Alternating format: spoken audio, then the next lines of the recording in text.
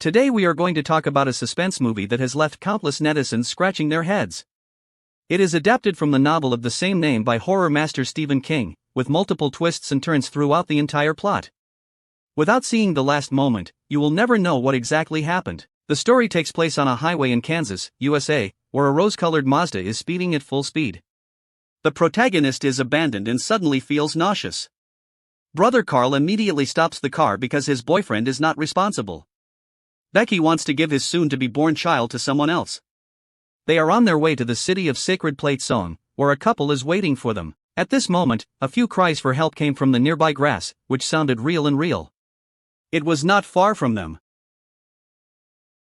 Being instantly illuminated by his maternal radiance, he begged his brother to get off the car and take a look. Carl sighed, agreed to his sister, and then parked the car at the church on the other side. Becky only searched for the source of the sound, unaware that his book had fallen to the ground. The boy in the grass calls himself Tobing and has been trapped inside for many days. At this moment, the voice of a woman came again, and the hoarse cries seemed to be the boy's mother. Without thinking too much, Carl rushed straight into the grass, looking ahead at the unfathomable distance, and was also followed in by his supernatural powers. Kid, we're coming! Where are you? He took out his white phone and called the police. Just as he finished speaking, a boy got lost in the grass and needed help. The next second, there was a signal interruption. By the time Becky regained his senses, the older brother in front had disappeared without a trace. At the same time, Carl was struggling to communicate with Tobing.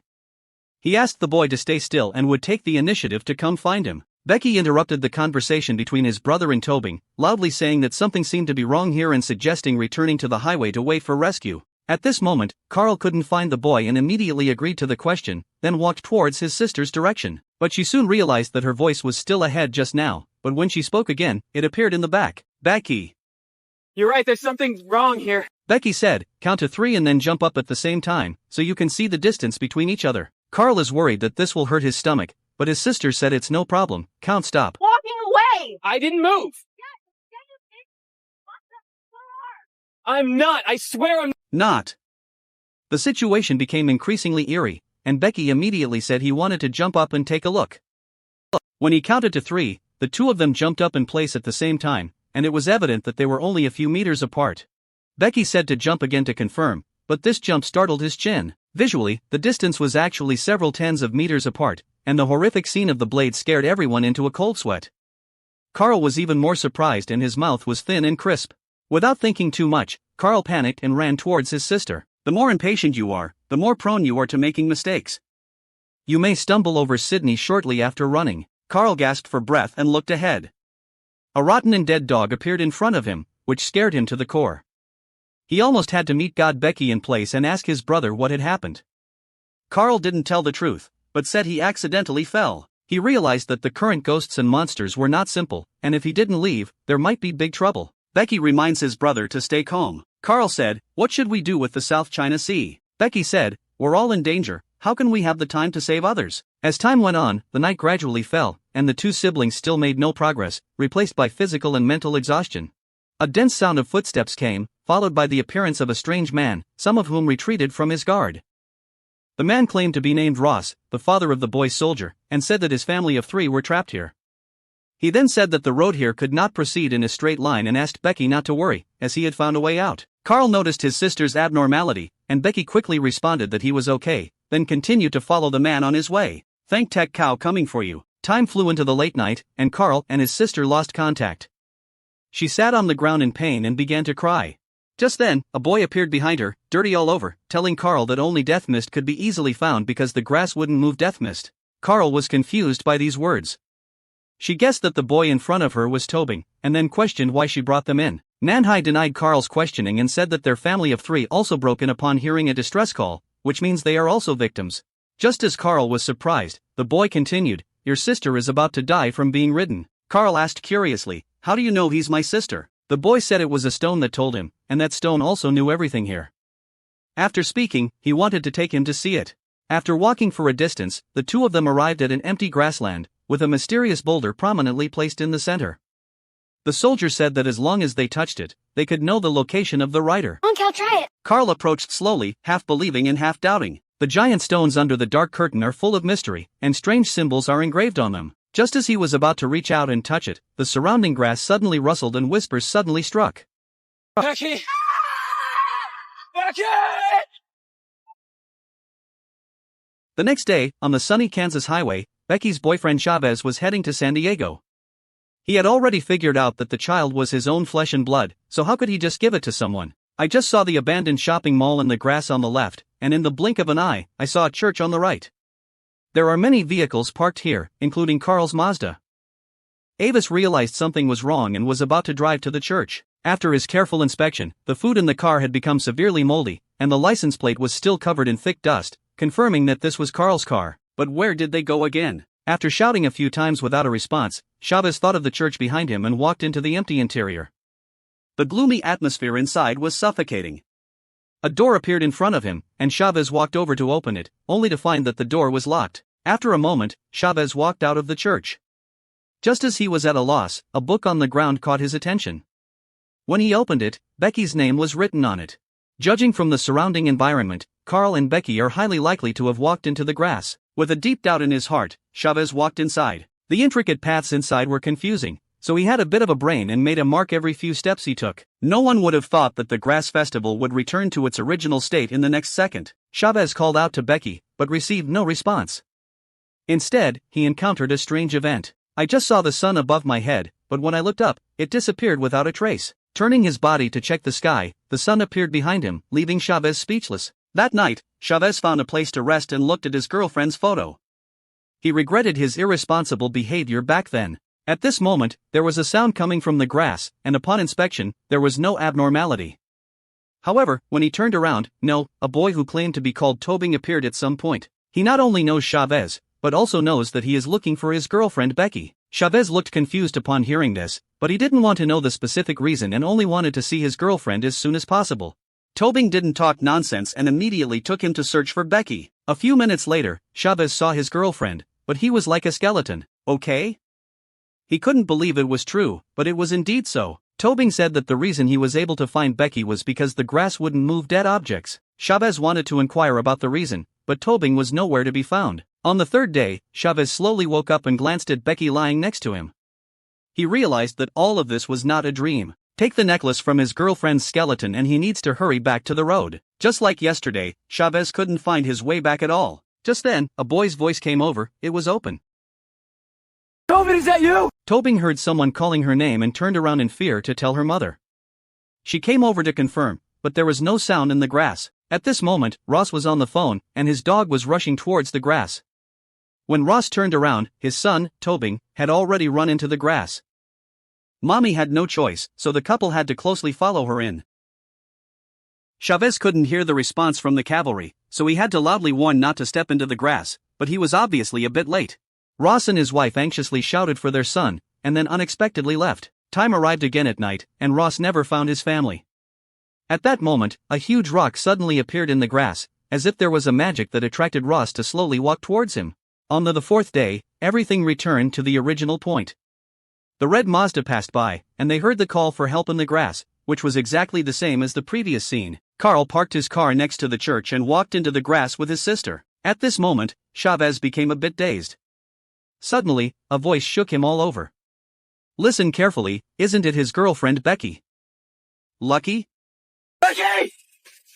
Carl, you... In here, Becky was momentarily stunned. Her boyfriend couldn't have been ahead of them. Carl was even more puzzled upon hearing this and asked why he appeared here. Chavez said, I'm here to find you. Becky said this simply doesn't make sense. Just as the three of them were communicating across the air, Tobing's voice also rang out, saying that his dog had died. Chavez asked the boy not to move and asked Becky and Carl to meet in the direction of Tobing. Carl said that trying this method worked differently, but Chavez's sixth sense felt it was useful this time.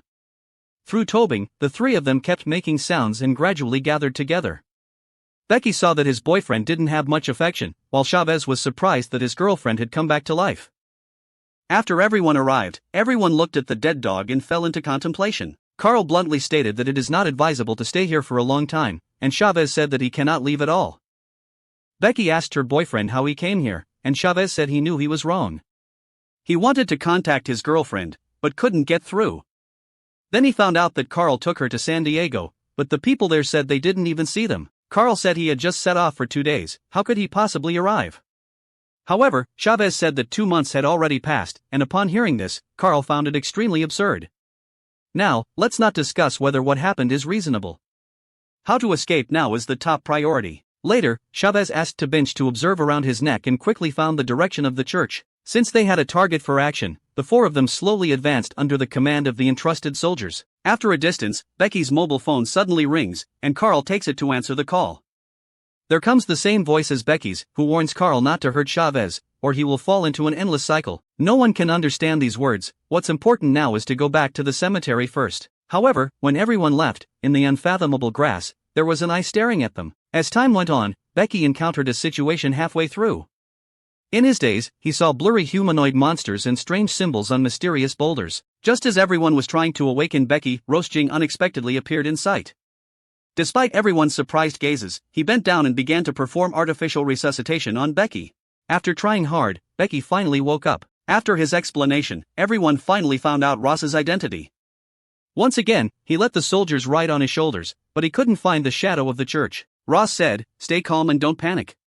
He knows there's a way to make everyone leave." That night, Screw led everyone to the boulder and Carl asked, "Is this the way to leave?" The man didn't answer the question, but talked about the origin of the boulder. He said this is an ancient stone, and as long as you put your hand on it, you can obtain the power he has bestowed upon you. Under Ross's temptation, Carl slowly extended his hand towards the boulder. Just then, a woman ran over and stopped him in time. Originally, this person was Tobing's mother. Ross enthusiastically wanted to come forward and hug, but was scolded by the woman on the spot. She urged everyone not to believe it, because her husband had already died, and the person in front of her could be a devil incarnation. At this moment, Becky felt some pain in her stomach. When she looked up again, Ross suddenly became extremely ferocious, as if he was a demon staring at Becky who had regained his senses. Becky asked everyone to leave quickly, but Ross stopped everyone and insisted that everyone touch the stone so that they could be redeemed. The scene before us is no longer obvious. This man is just a lunatic. Don't care about your bullshit redemption. Chavez decided to step forward and hold him back. The man's twisted face suddenly changed color, or what? In the blink of an eye, the entire grassland instantly froze to a standstill, and everything seemed dead, becoming silent and silent. The eerie scene made Chavez hair all over his body and he had the courage to fight, but he could only retaliate with a stiff mouth. Ross disdained his threat and murmured to himself towards the stone. Chavez launched a surprise attack upon seeing the situation, but he clearly underestimated the opponent's strength. In just a few seconds, he was pinned down by the man. The woman wanted to take the opportunity to escape, but was caught by Ross and fell to the ground. Amidst everyone's horrified gazes, Ross forcefully crushed the woman's head. Between lightning and flint, Chavez stood up and urged everyone to run quickly. Ross didn't get up to chase, but excitedly looked at the boulder, still unsatisfied. In the darkness, everyone runs exceptionally hard. At this moment, the dog carrying the soldiers appeared in the field of vision, and there seemed to be a kind of guidance in the dark and bright. Everyone followed the dog all the way and soon arrived at the only building in the grass. After entering the abandoned shopping mall, two men blocked the door with some equipment. The place looked dilapidated, but it finally helped everyone breathe a sigh of relief. At this point, Carl blamed Chavez entirely because he had such an experience. Chavez countered by saying that if it weren't for looking down on people, you wouldn't have chosen to be irresponsible. Two people each have their own opinions and quickly struggled together. Saber. A violent knocking sound instantly made two men understand that the terrifying Screw was chasing after them. Opening the skylight on the top floor, everyone hurriedly climbed onto the roof and then secured the door bolt with steel bars. He's not gonna get through that without a sledgehammer. I wouldn't be so sure about that. Two men came to a place to observe and found that several tens of meters ahead was a highway. It's truly ironic that even though the distance is very close, it can't be reached by any means. At this moment, the dog carrying the soldiers appeared again. The eerie scene is already quite remarkable. Chavez climbed to the highest point of the rooftop, trying to see further. As expected, the dog appeared on the road and even ran towards the church. Just as the two were lost in thought, Chavez slipped and fell in. So Carl caught him. At this critical moment of life and death, a voice appeared in his mind asking him to let go. The next second, Chavez will fall down. Carl turned back with lingering fear, only to see troops standing behind him. Before he could explain, Ross climbed up from the nearby wall and opened the closed skylight. Hal Daishon's sister hurriedly ran away, and the soldiers ran quickly, disappearing into the darkness in seconds. Becky saw his boyfriend not coming and shouted loudly to him to hurry up. It's important for Callan to escape for his sister, and a few words exposed the fact that he killed someone. Ignoring his brother's feelings, Becky angrily rushed into the grass. At this moment, Ross also caught up and grabbed Carl, directly attacking the opponent's psyche. Carl trembled as he listened, then suddenly withdrew and ran away. Two people, one in front and one behind, launched a pursuit. Ross suddenly turned behind and threw him to the ground in the next second. He told Carl that the road here was not straight, and then fiercely choked him to death. Not far from the two of them, there were countless choked Carl lying down. It was obvious that his fate was an endless cycle. At the same time, Chavez, who fell on debris, managed to survive. He stumbled into the grass and learned that his girlfriend was nearby. Becky heard her boyfriend shout and finally let go of her hanging heart. Chavez confessed his mistake to his girlfriend, and Becky also expressed forgiveness for him. Just as the two of them were longing for the future, Ross found Becky. No matter how Chavez shouted, his girlfriend on the other side had no resistance. In a critical moment, a small pair of scissors appeared next to him and was impatiently stabbed by him in a screw. Taking advantage of the other person's pain, he hurriedly escaped. At this moment, the sky was filled with lightning and thunder, as it struggled to navigate through the grass. In the pouring rain, a group of eerie monsters appeared beside him. They would be lifted high by him and dragged him towards the direction of the boulder. When they woke up, they found themselves next to the boulder. At this moment, he seemed to have been blinded. He took out his phone and dialed his phone, telling himself not to let Carl harm Chavez, otherwise he would fall into an endless cycle. Oh, what goes on? A sharp pain came, and Becky felt the moment of childbirth. At this moment, a strange pattern appeared on the stone, which meant Becky gave birth to a child, and everyone cheered and celebrated. What's chilling is that the child is clearly going to be killed. As the pain intensified, a deep pit appeared next to the boulder. It turned its back and looked inside in terror, only to see countless corpses below, bared in their teeth and claws. Such a scene, but at a glance, was enough to make one's soul run wild. Becky struggled to escape, but he eventually got lost in the heart-wrenching pain. Not long after, Chavez came to the boulder and found his girlfriend lying here. The child in his belly was missing, and he bent down in pain to cry, not believing that all of this was true. Tobin suddenly appeared and told Chavez that his father not only killed Carl, but also Becky's child. This is never gonna... He's gonna keep killing us over and over and over again. Chavez walked over and hugged Tobin, gently comforting him not to be afraid.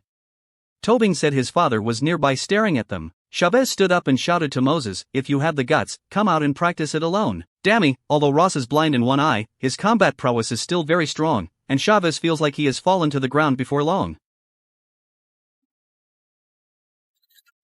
Then Ross picked up the pawn and wanted him to touch the stone. Just as the boy's hand was about to touch, Becky suddenly launched a surprise attack and blinded his other eye.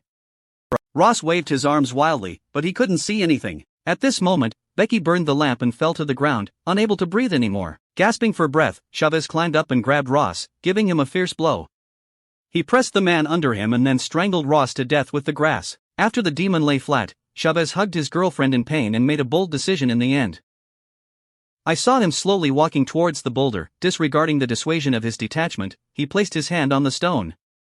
In an instant, Chavez's heart was entwined with grass, and the boulder turned into his heart.